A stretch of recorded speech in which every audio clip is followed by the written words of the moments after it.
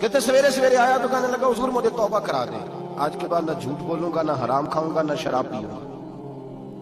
تو کہتے ہیں جتنے لوگ بیٹھے تھے کان کھڑے ہو گئے، کہا تجھے کیا ہوا؟ کہنے لگا 11-12 سال کا نوجوان آیا مجھے توبہ کرا گیا، چڑھتی جوانی، 11-12 سال 14-15 سال کا بچہ مجھے توبہ کرا گیا۔ تو کہتے ہیں ہم محو حیرت ہوئے کہ اتنا سا بچہ؟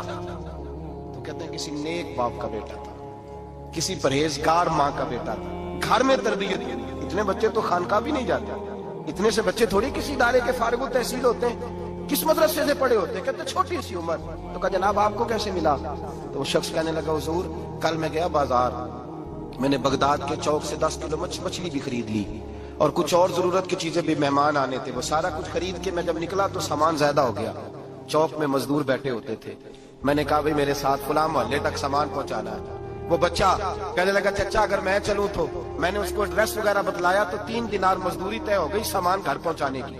کہتے میرے ساتھ وہ نکلا اور جب رستہ طے کرنے لگا تو رستے میں گرمی بڑی سخت تھی، ظہر کا وقت تھا، ذرا ہم نے چند قدم اٹھائے، 2-4 گلیاں گزرے تھے کہ اذان ظہر کی آواز آنے لگی۔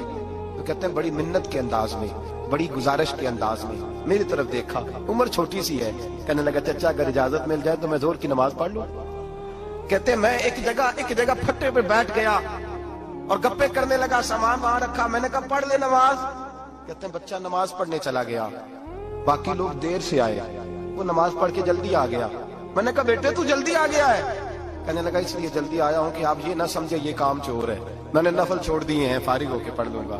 کہتے ہیں سامان اٹھایا، رستے میں گرمی شدت کی تھی، اس کا پسینہ بہنے لگا، میں آگے بڑھا، میں نے کہا بیٹے سامان تھوڑی دیر کے لیے مجھے دے دو، گرمی زیادہ ہے۔ کہنے لگا چچا کسی کا تربیت یافتہ ہوں، کسی نے ٹریننگ دی ہے، کہا ماں باپ نے کہا تھا حرام لقمہ گھر نہ لانا، کہا بات کیا ہوئی؟ کہنے لگے میں آپ کو نہیں دے سکتا، اس لیے کہ 3 دینار مزدوری گھر پہنچانے کی طے کی ہے، اگر آپ اٹھائیں گے تو پھر میں پیسے پورے نہیں لوں گا۔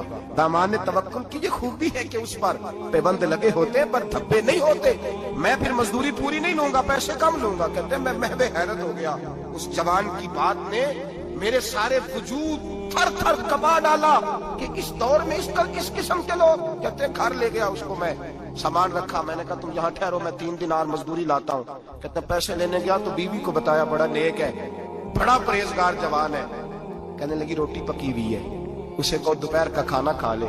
کہتے ہیں میں باہر گیا، 3 دینار تھمائے، میں نے کہا بیٹے ایک بات مانو گے؟